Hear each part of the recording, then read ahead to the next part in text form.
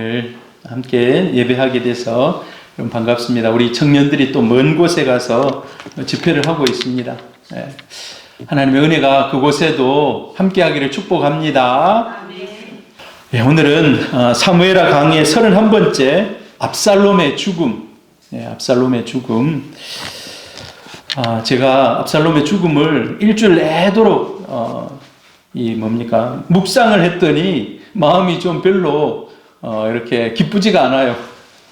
아들이 아버지보다 먼저 죽는 이 슬픔, 다윗의 그 아픔이 저에게 좀 전달되는 그런 마음이 있어서 좀 그렇습니다. 그래도 오늘 하나님께서 저와 여러분에게 또 주실 그런 말씀의 은혜가 있는 줄로 믿습니다. 할렐루야. 지난 시간에 우리는 이제 두 군대, 다윗의 군대와 압살롬의 반란군이 함께 모여서 에브라임 수풀에서 전쟁하는, 숫자적으로는 비교할 수가 없습니다. 반란군은 너무나도 많은 그런 대군입니다. 다윗은 기껏 해봤자 4,5천 명 정도 이런 숫자입니다. 그런데 어떻습니까? 이 에브라임 수풀에서 기적적으로 다윗 군대가 승리합니다. 이건 완전히 대반전입니다. 반전. 예측을 뒤엎는. 압살롬 군대는 하루에 2만 명이 넘는, 그 산 중턱 올라가는 길에 다 매복병들 흩어져 있는 다윗의 병사들에게 2만 명이 넘는 그런 병사가 죽습니다. 여러분, 압살롬 군대는 숫자만 믿고 맹렬하게 그냥 쫓아온 거예요. 그들의 기세는 하늘을 찔렀습니다. 왜? 숫자로는 비교가 안 되거든요. 그리고 압살롬은 이런 생각했을 것입니다. 내가 4년 동안 수없이 많은 시뮬레이션을 돌려본 거예요. 이렇게 하면 이렇게 하면 이렇게 하면 다. 여러분, 시뮬레이션은 이미 승리한 겁니다. 민심도 자기에게 있고 여론도 자기를 따르고 압살롬 왕 만세라고 막 부르고, 그리고 군부나 신하들이 다 자기 편이 됐습니다. 그리고 예루살렘에도 그냥 무혈로 입성했어요. 예루살렘에 들어가서 왕좌에 앉은 겁니다. 이제 왕이 된 듯한. 그리고 다윗이 도망갈 때 다윗을 끝까지 추격해서, 오늘 이 전쟁의 목표는 단 하나예요. 압살롬 군대의 목표는 단 하나. 다윗 왕을 처치하라. 다윗 왕을 죽여라. 그런데 어떻습니까? 반대로 그들의 군대가 완전히 무너진 겁니다. 여기서 다윗은 사실 전쟁의 신입니다. 그동안에 수없이 많이 전쟁했습니다. 그래서 온 이스라엘의 지형들을 다 알고 있어요. 이제 오늘 지난 시간에 우리가 살폈죠. 에브라임 산지에서 전쟁했다 했어요. 에브라임 산지. 거기는 숲이 많습니다. 그리고 길이 험해요. 대군이 올라갈 수가 없어요. 한 줄로 올라가야 돼요. 한 줄로 올라가는데 여러분, 많은 군사력이 별로 필요가 없어요. 한 줄로 올라가서 싸우는 전쟁. 대군은 확 퍼져가지고 이렇게 막 올라가야지 둘러싸서 이길 수 있는데. 근데 어떻습니까? 먼저 거기 탁 점령하고 있던 다윗의 군대는 막 퍼져가지고 이제 게릴라전처럼 해가지고 2만 명을 죽인 거예요. 2만 명. 여러분, 그런데 지난 시간에 우리가 얘기했듯이 이 전쟁은 사실 다윗이 이렇게 지략을 짰습니다만은, 그러나 전쟁에 이기게 하신 분은 궁극적으로 하나님이신 줄로 믿습니다. 철저한 계획 가운데 이러면 되겠지. 압살롬이 몰랐던 거 하나가 있습니다. 하나님이 내 편인지 아닌지 확인하지 않았다는 것입니다. 그리고 본인은 하나님으로부터 멀어졌어요. 다윗은 어떻습니까? 다윗은 다 부족해요. 모든 것이 군사력부터 시작해가지고. 그런데 어떻습니까? 지난번에 우리가 살폈죠. 사람들이 막 가져오는 거예요. 천사의 보급품이 막 도착하는 거예요. 하나님이 그를 도우신 것입니다.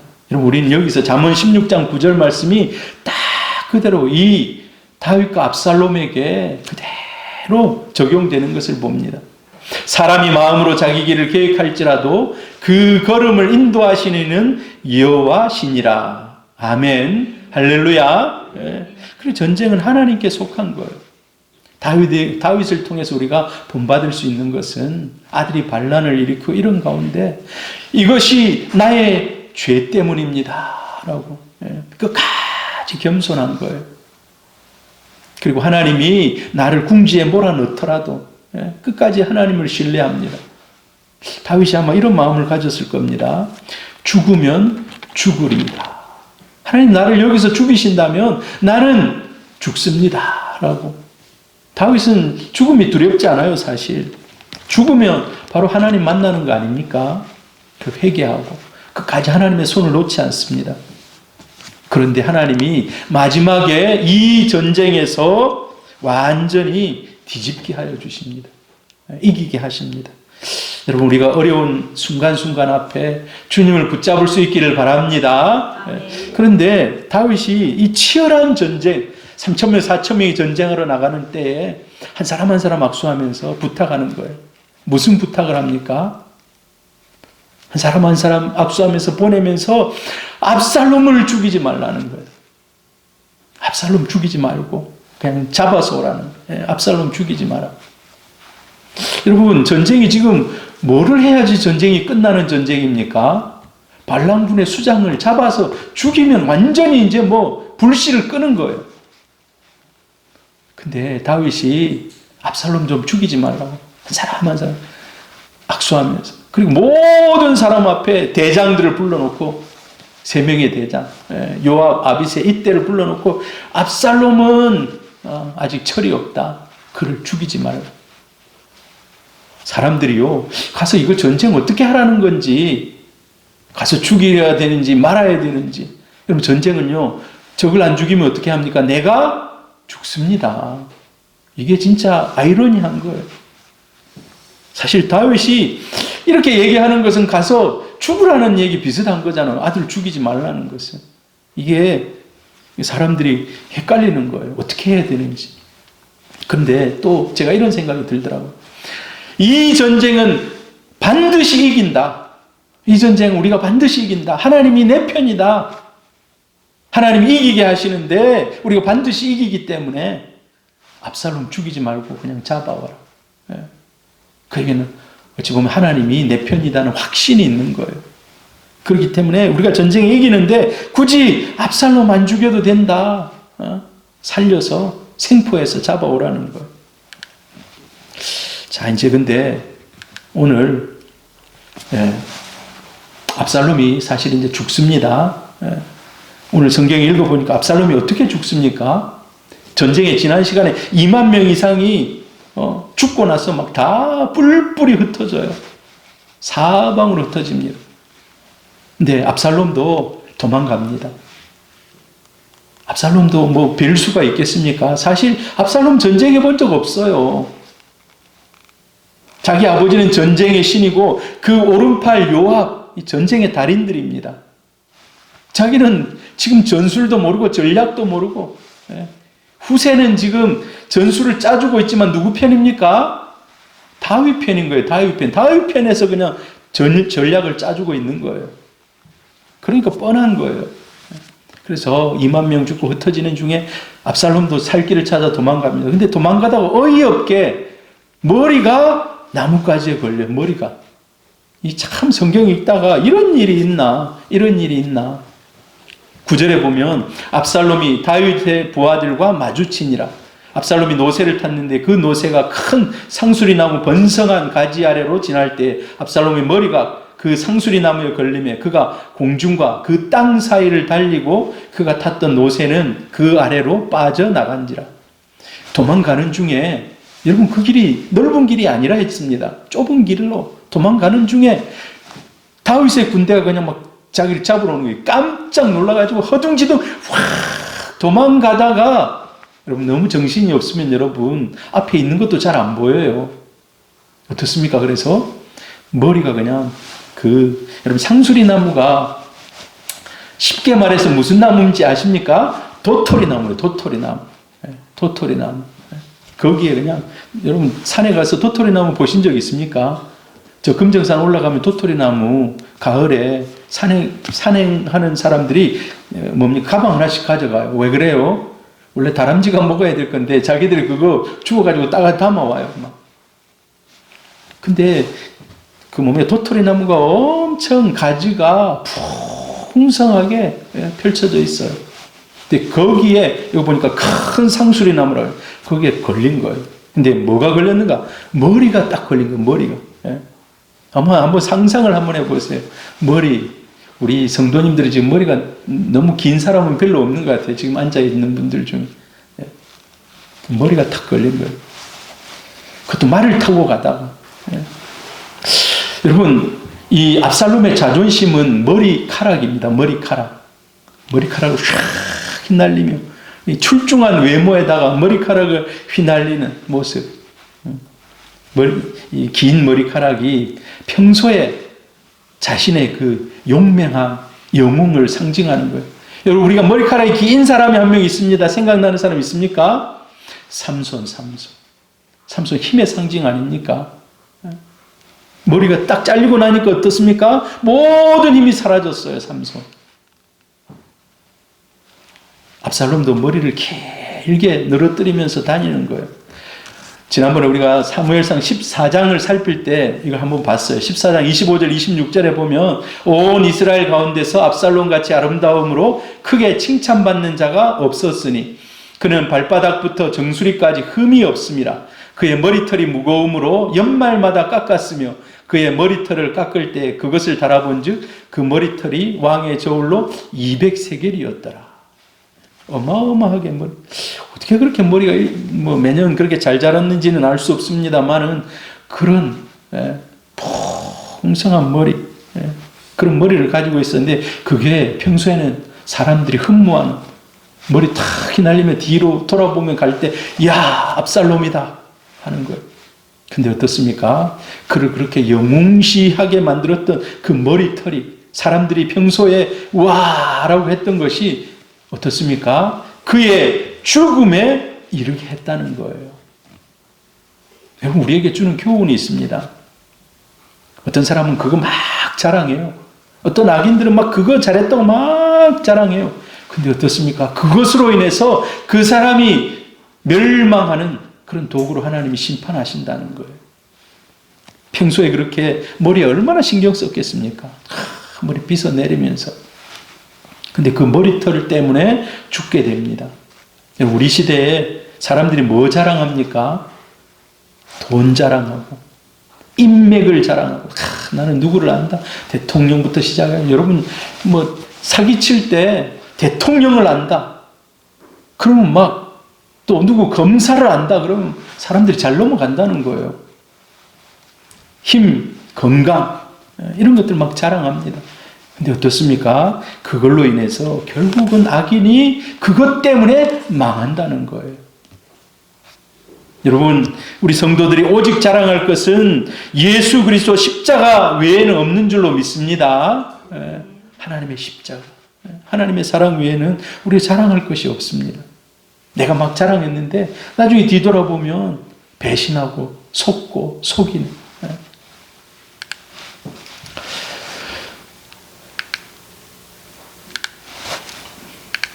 자, 그런데 이 압살롬을 머리털이 걸려있는 걸 발견한 병사가 죽이지를 못하는 거예요. 반란의 수괴를 죽여야 이 전쟁이 끝나는데 죽이지를 못합니다. 왜 죽이지를 못했을까요? 다윗이 아들을 죽이지 마라. 한 사람 한 사람 악수하면서 내보낸 거예요. 3,000명, 4,000명, 한 사람 한 사람. 죽일 수가 없는 거예요. 오늘 성경에도 보니까 내가 그 사람 죽일 수 없었습니다. 죽였다면 요압이 나를 죽였을 것입니다. 라고 얘기해요.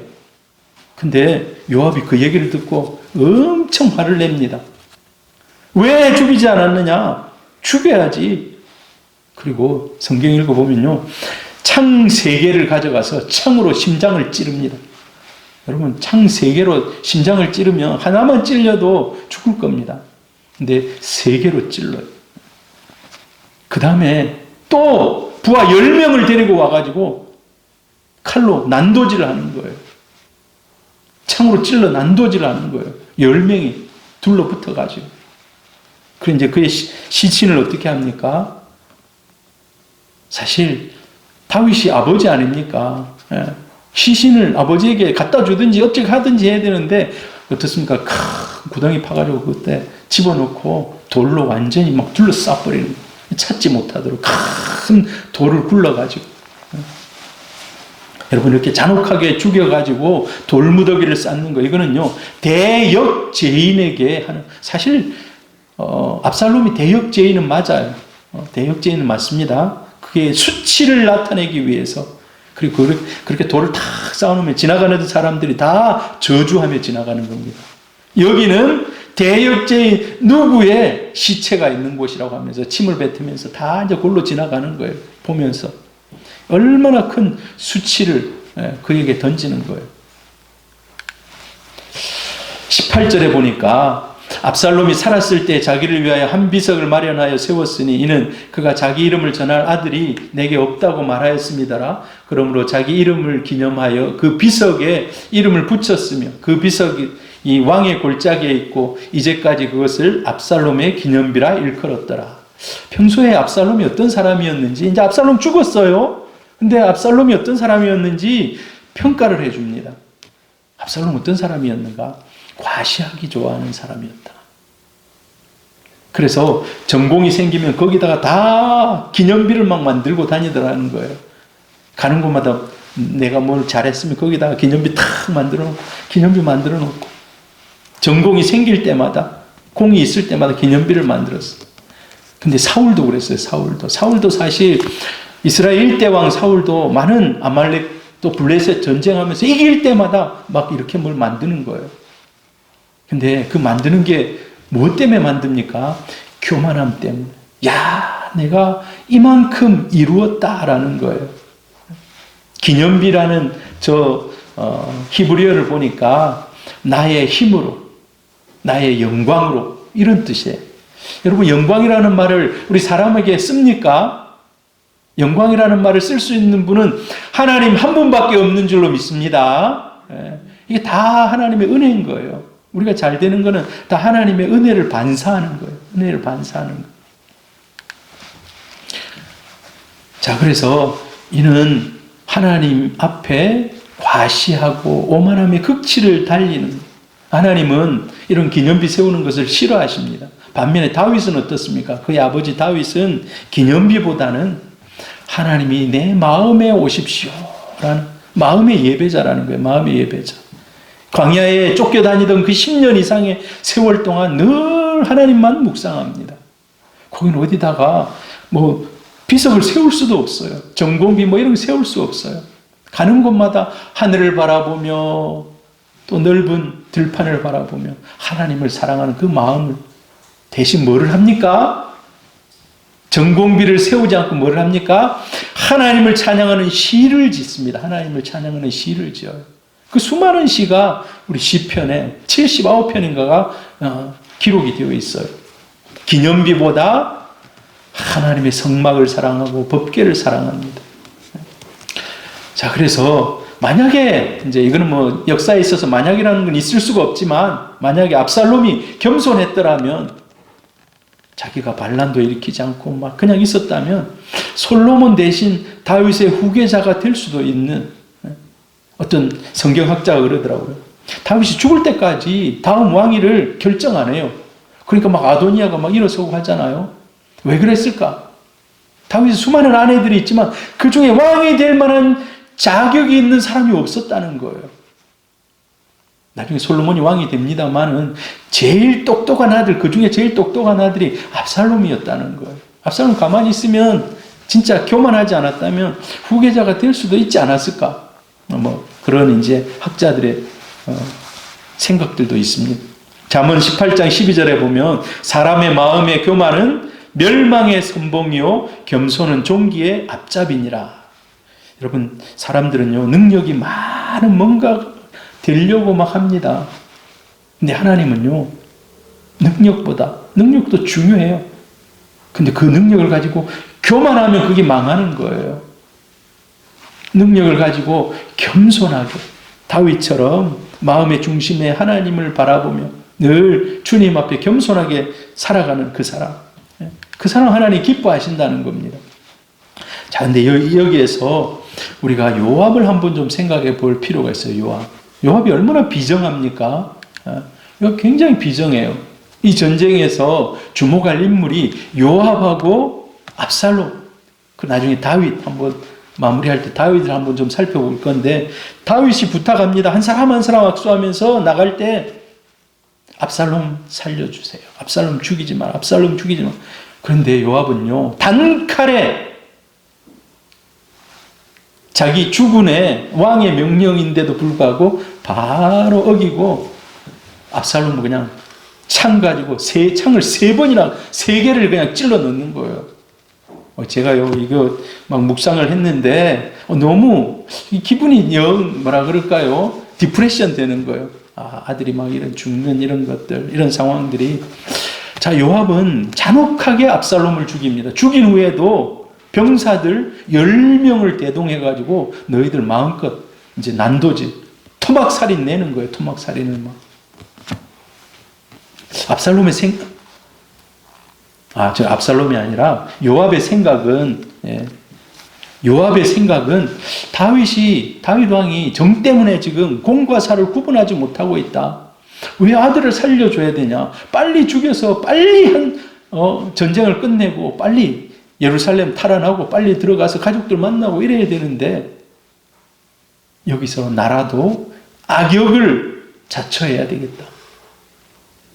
아예 불을 꺼버리는 거예요. 압살롬 아예 죽여버리고 빨리 끝내서 이를 매듭짓자라는 이런 요압의 마음인 거예요. 그런데 만약에 압살롬을 생포했다, 죽이지 않고 잡아서 데리고 왔다, 다윗이 원했던 것처럼, 그래도 전쟁이 끝날 수 있을까요? 이건 뭐 가정입니다. 제가 가정해 봤어요. 충분히 가능하다는 거예요. 이미 반란군의 주력 부대가 2만 명이 죽고 다 흩어져서 지금 각자 자기 고향으로 막 도망가는 거예요. 그리고 이 전쟁이요, 막 고지전처럼 막 치열하게, 오늘은 여기가 이 땅을 빼앗고 내일은 또 여기가 또 쳐들어와서 빼앗고, 이런 전쟁이 아닙니다. 완전히 그냥 너무 쉽게 이긴 전쟁이에요. 압살롬이 어떻게 해볼 수 없는, 너무 쉽게 무너진 그런 전쟁이에요. 그리고 압살롬이 지금 도망갈 수도 없어요. 어떻게 머리가 지금 대롱대롱 매달려가지고 지금, 여러분 한번 생각해 보세요. 머리가 그게 가능한지 저는 모르겠어요. 저는 몸무게가 많이 나가서 툭 떨어질 것 같은데, 머리가 막 그 나무에 달려가지고 대롱대롱 막 매달려 있는 거예요. 가가지고 잡아서 와서 데려오면 반란이 진압이 될 것 같아요. 제 생각에. 그런데 압살롬을 요압은 처음부터 살려둘 생각을 하지 않은 거예요. 왕이 큰 소리로 제발 살려달라 했지만 마음속에 이미 그 명령은 없는 거예요. 그래서 압살롬 안 죽였다니까 심하게 책망. 야, 네가 오늘 죽였다면 내가 은을 어마어마하게 너에게 줄 텐데 왜 안 죽였느냐 하고 돌아가서 그를 만나서 죽입니다. 여러분, 요압은 어떤 사람입니까? 요압은 다윗의 조카입니다. 형님의 그 아들. 20대부터 다윗과 동고동락합니다. 같이 전쟁터에 같이 다녀요. 그리고 수많은 전쟁에서 다윗을 따라서 직접 전쟁에 나가요. 전쟁에서 이겨요. 진짜 용맹스러운, 이제 우리는 용장, 지장, 맹장, 덕장 뭐 이런 얘기를 합니다. 장군들 중에 용장인 거예요. 용장. 눈에 그냥 있으면 가서 싸워서 무조건 이길 수 있는 삼국지의 이 장비 같은 그런 인물인 거예요. 그리고 자기는 이제 다윗의 오른팔이라는 그런 강력한 자부심이 있는 거예요. 야, 나는 다윗의 완전 오른팔이다. 자, 그런데 이제 이 요압은 약점이 있습니다. 약점이. 어떤 약점이 있습니까? 요압은 성경 쭉 읽어보면 분노 조절 장애. 분노가 조절이 안 되는 거예요. 그리고 충동적입니다. 충동적인. 그래서 충동적으로 자기한테 안 맞으면 막 사단을 내는 거예요. 가서 죽이고 자기 주관이 뚜렷해요. 그리고 또 중요한 것은 자기보다 다윗이 누구를 더 사랑하면 그냥 못 있는 거예요. 어떻게 합니까? 그 사람을 제거합니다. 그 사람 제거해요. 근데 다윗이 그를 어떻게 하지를 못해요. 왜 어떻게 하지를 못합니까? 오랜 기간 동안 군사력을 장악하고 있는 거예요. 강력하게 군사력을 장악합니다. 왕궁에서는 다윗이 왕처럼 왕이지만 군대 앞에서는 자기가 거의 왕 수준인 거예요. 다윗의 명령, 그거는 뭐 자기 주관에 이거 아니다 하면 그냥 어길 수 있는. 그래서 이런 요압을 다윗도 어떻게 제거하지를 못합니다. 제어를 못해요. 자, 근데 압살롬하고 어떤 악연이 있길래 압살롬은 그렇게 무참하게 토막살이를 막 냅니까? 압살롬이 암논을 죽인 후에 이제 자기 외갓집에 망명을 갑니다. 3년 동안 망명 가 있어요. 그래 이제 다윗이 압살롬 하면서 보고 싶어 할 때 탁 그걸 캐치하고 나중에 그걸 누가 데리고 옵니까? 요압이 데리고 와요. 요압이.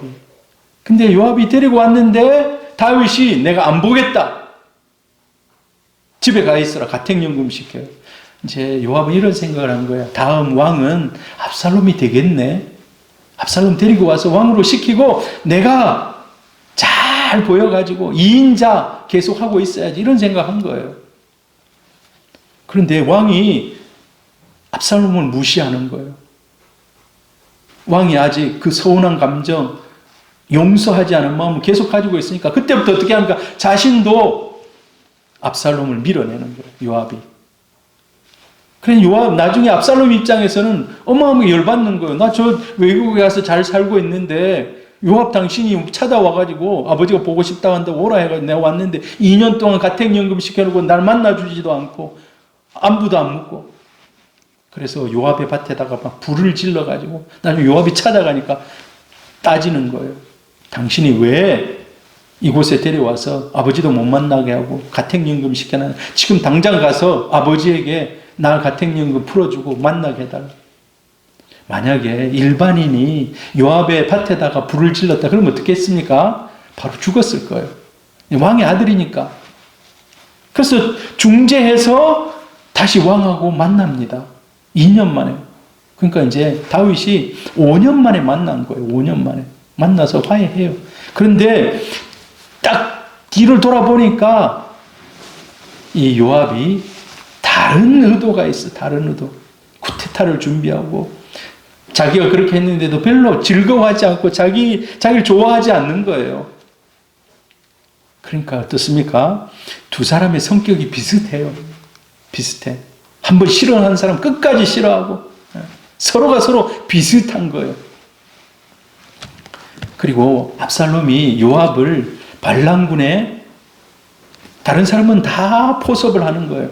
나하고 반란을 일으킵시다 했는데 요압은 반란을 일으키자 하지 않습니다. 그의 군사들 중간 간부들은 다 포섭하는데 그럼 나중에 요압이 도망갈 때 군사가 없어요. 자기가 군대 장관인데도 불구하고 밑에 사람들은 다 넘어갔어요. 압살롬에게. 근데 자기는 그렇게 안 찾아온 거예요. 결론적으로는 잘된 일이에요. 결론적으로. 만약에 압살롬 편에 붙었다 하면 그건 또 복잡한 인생으로 또 꼬이기 시작하는데 자 그래서 이 요압은 이 왕의 아들이 영악하다. 악하다라는 거, 악하다.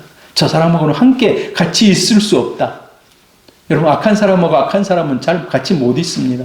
서로 누군가는 위에 올라가기 위해서 서로 투쟁해요. 그래서 서로 마음이 안 맞는 거예요. 그래 마음속에 나중에 압살롬이 무슨 일을 벌리겠는데 그냥 놔두면 안 되겠는데 만약에 그때 전쟁에서 이제 반란군과 전쟁에서 이걸 죽이지 않으면 누가 제일 먼저 팽당하겠는가? 자신이 팽당할 것 같은 거예요. 그래서 무참하게 요압을 죽입니다. 이 요압은 사실 그런데 다윗에게 충성스러운 그런 군인입니까? 사실 겉으로는 그렇게 보여요. 근데 그것도 그렇지 않아요. 자기 자신을 위한 내 편에서 뭐가 더 이득인가를 먼저 생각하는 사람이 요압입니다. 요압도 굉장히 세상의 논리에 빠른 사람이에요. 그래서 요압의 길을 막는 사람은 왕이라도 내 길을 막을 수 없다라는 거예요. 나중에 이제 열왕기상 쭉 읽어보면 시간이 흐른 후에 아도니아가 반란을 일으켜요. 그때는 요압이 아도니아 편에 서서 반란의 군에 가입합니다. 나중에 이제 그것으로 인해서 나중에 자기도 죽지만은 아무튼 다윗에게 끝까지 충성하는 인물은 아니라는 거예요. 정치적으로 빠르게 계산하고 그래서 서로 막 이용하는 거예요. 서로 이용해요. 야, 이게 나한테 더 이득이 있다. 어느 편에 자기가 속하는 겁니다. 그래서 이제 요압은 압살롬을 잔인하게 죽입니다. 이 성경에 보니까 굉장히 아무튼 잔인하게 죽여요. 나중에 이 소식을 누가 듣겠습니까? 다윗이 다 이 소식을 듣잖아요. 이렇게 어떻게 아들이 죽었다는 이런 얘기. 사실 이제 압살롬이 죽습니다. 압살롬의 죽음은 사실 자신의 죄 때문입니다. 끝까지 회개하지 않는 그것에 대한 하나님의 심판입니다. 만약에 압살롬이 회개했다면 또 역사가 좀 달라질 수도 있어요. 자, 이제 이 소식을 들은 다윗의 모습은 어떻습니까? 막 전쟁에서 이겼기 때문에 환호성을 막 부릅니다. 환호성을. 압살롬이 죽었습니다. 이스라엘 전체로 봐서는 어마어마하게 굿뉴스, 좋은 소식이에요. 근데 딱 한 사람에게 이게 씻을 수 없는 안 좋은 소식인 거예요. 다윗의 입장에서는 아들이 그렇게 무참하게 토막살인 나듯이 그렇게 죽었다는 얘기가 이게 있을 수가 없는 거거든요. 그래 이제 이 요압이 사실 그렇게 이제 이끈 거 아닙니까? 요압이 머리를 씁니다. 이 소식을 어떻게 전할 것인가? 여기 등장하는 인물이 아히마아스가 등장합니다. 사독의 아들, 제사장 사독의 아들. 사독의 아들은 이전에 요단강 도망가라고 밤에 나가가지고 빨리 전해줬던 그 사람이에요. 우물물에 숨었던 사람. 자, 그래서 이 사람이 이번에도 내가 가야지. 내가 이 기쁜 소식, 반란군을 제압하고 압살롬도 죽인 이 사실을 빨리 내가 가서 알려야지. 사실 이거는 빨리 알려야 될 소식 아닙니까?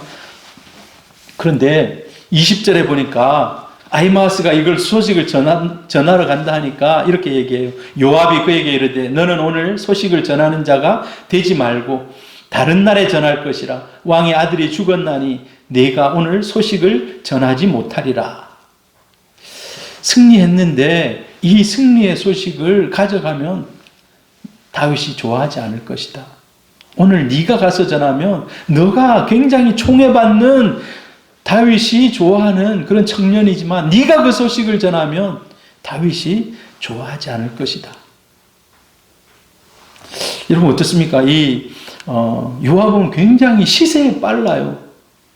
참 이미 그 다윗의 마음을 또 간파하고 있는 거예요. 그때 요압은 그러면 누구를 보냅니까? 21절에 보니까 요압이 구스 사람, 구스는 이스라엘이 아니라 저 밑에 아프리카 쪽에 에디오피아에 있는 그쪽 용병이에요. 용병. 그 사람에게 네가 가서 본 것을 왕께 아뢰라 하며 구스 사람이 요압에게 절하고 다름질하여 가니. 이건 진짜 전령병, 전령 네가 가서 전해라. 아끼는 아히마아스, 여기 자기 아들이라고 얘기하거든요. 그만큼 사랑하고 아끼는 아히마아스. 그러니까 네가 가면 왕이 분노할 것이다. 네가 가지 말고 아무 연고 없는 용병 네가 가서 전해라라는 거예요. 근데도 어떻습니까? 아히마아스는 자기가 가겠다고 막 얘기합니다. 여러분 진짜 아히마아스가 순진한 것 같아요. 달리기는 엄청 빠르고 잘하고. 22절 23절에 보니까 사독의 아들 아히마아스가 다시 요압에게 이르되 청하건대 아무쪼록 내가 또한 구스 사람의 뒤를 달려가게 하소서 하니 요압이 이르되 내 아들아 너는 왜 달려가려 하느냐? 이 소식으로 말미암아서는 너는 상을 받지 못하리라 하되 그가 한사코 달려가겠노라 하는지라. 요압이 이르되 그리하라 하니 아히마아스가 들길로 다름질하여 구스 사람보다 앞질러 가니라. 이 사람의 천진난만함, 왕에게 우리가 이겼습니다라는 이 소식을 빨리 전한, 이 좋은 소식을 구스 용병에게 빼앗기지 않고 자기가 빨리 전해야 되겠다는 거예요. 그래서 막 더 지름길로 앞달려 가서 진짜 자기가 먼저 전해요. 가가지고 28절 29절에 보면 아히마아스가 외쳐 왕께 아뢰되 평강하소서 하고 왕 앞에서 얼굴을 땅에 대고 절하며 이르되 왕의 하나님 여호와를 찬송하리로소이다. 그의 손을 들어 내 주 왕을 대적하는 자들을 넘겨주셨나이다 하니 왕이 이르되 젊은 압살롬은 잘 있느냐 하니라. 아히마아스가 대답하되 요압이 왕의 종 나를 보낼 때에 크게 소동하는 것을 보았사오나 무슨 일인지 알지 못하였나이다 하니. 자, 이게 뭡니까? 자기가 가가지고 왕이여 우리가 이겼습니다. 대적자들이 다 이제 패했습니다. 우리가 이겼습니다. 근데 다윗은요, 이기고 지는 게 지금 자기의 우선순위가 아니에요. 그의 우선순위는 뭡니까? 압살롬이 살아있느냐? 압살롬이 살아있느냐? 압살롬이 살아있느냐? 지금 본인은 뭐 하러 갔습니까? 압살롬 죽고 모든 전쟁 끝났습니다 라고 전하러 갔는데 압살롬 살아있느냐라고 물어보는 거예요. 근데 이 아히마아스가 머리는 또 좀 좋은 것 같아요. 압살롬 죽었습니다 얘기 안 합니다. 뭐라고 얘기합니까? 크게 소동하는 것만 보았습니다. 압살롬 죽었다는 얘기를 못해요. 여러분, 왕이 지금 아들이 살았느냐라는 이 질문에 자기가 죽었습니다라고 폐부를 찌르는 그런 얘기를 하지를 못해요. 나중에 그걸 누가 얘기합니까? 결국 구스 사람이 뒤에 와가지고 이제 얘기하는 거예요. 왕이 구스 사람에게 묻되 젊은 압살롬은 잘 있느냐? 구스 사람이 대답하되 내 주 왕의 원수와 일어나서 왕을 대적하는 자들은 다 그 청년과 같이 되기를 원합니다. 이 청년, 어리석은 자라고 했죠. 그 어리석은 자 같이 되기를 원합니다. 압살롬 죽었다는 거예요. 압살롬이 죽었다는 소식을 다윗이 이제 듣고 어떻게 합니까? 다윗이 철자가 틀린 심장이 멎는 것 같은 슬픔에 빠집니다. 우리 33절 한번 같이 읽어. 33절 시작. 왕의 마음이 심히 아파 문 위층으로 올라가서 우니라. 그가 올라갈 때 말하기를 내 아들 압살롬아, 내 아들 압살롬아, 차라리 내가 너를 대신하여 죽었다면 압살롬 내 아들아 하였더라. 여러분, 이 33절 한 절에 아들을 5번 불러요. 아들을 5번.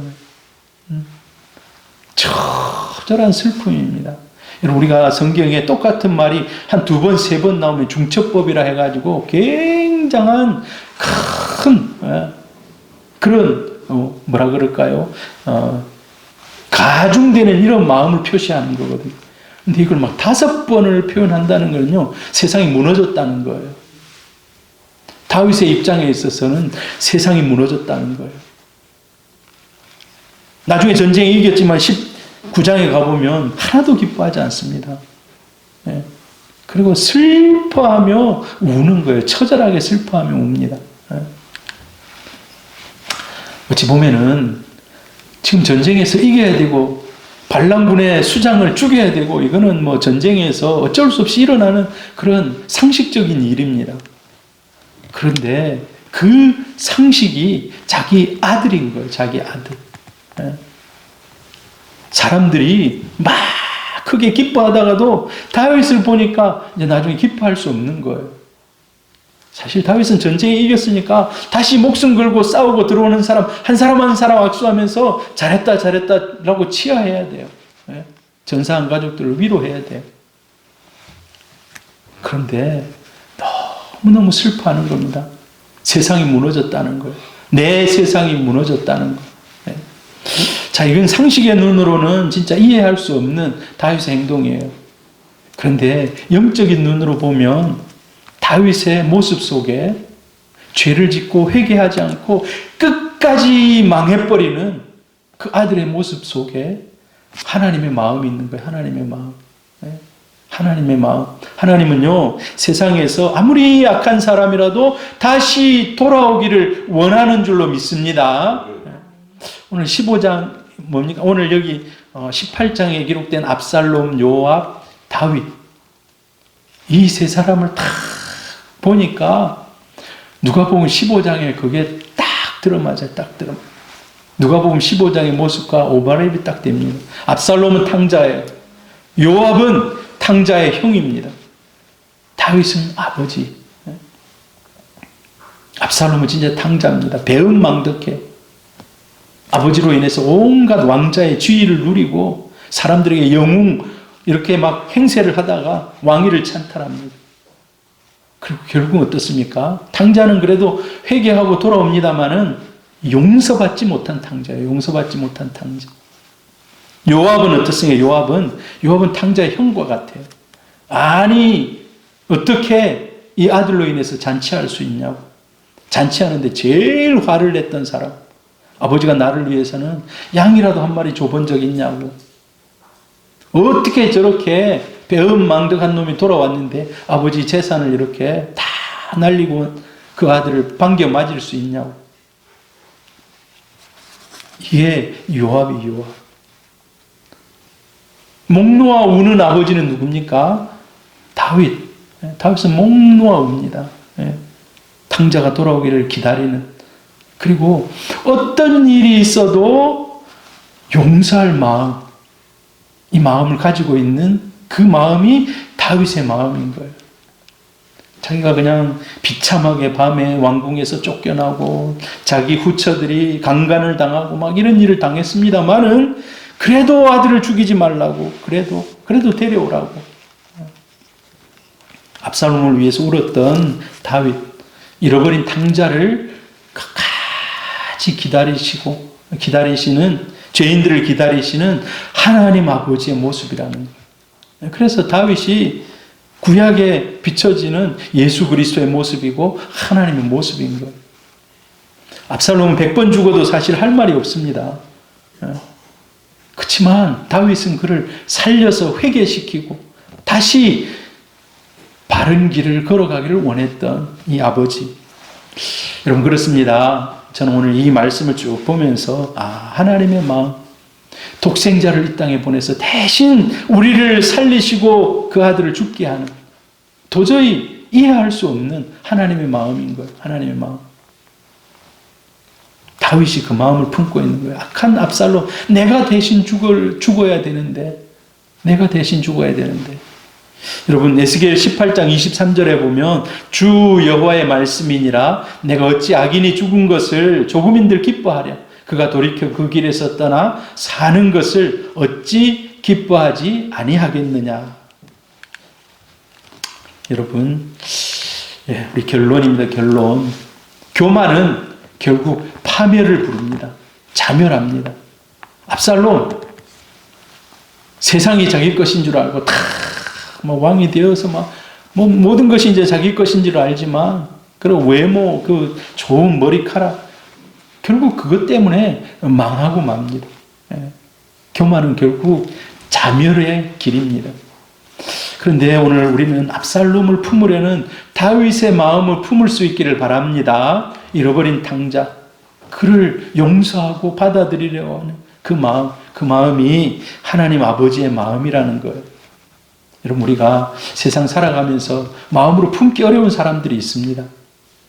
자기에게 해코지하고 자기에게 나쁜 말하고 자기를 속이고 자기를 미워하고 이런 사람들이 있을 수 있어요. 내가 사랑할 수 없는 그런 사람들, 그러나 그런 사람에게도 하나님의 사랑이 필요한 줄로 믿습니다. 우리가 그 마음을 가지고 있을 때, 다윗 같은 이런 마음을 가지고 있을 때 전도도 가능하고 선교도 가능하고 또 우리가 사역도 할 수 있는 것입니다. 오늘 우리가 그런 마음을 가질 수 있기를 주님의 이름으로 축복합니다. 할렐루야.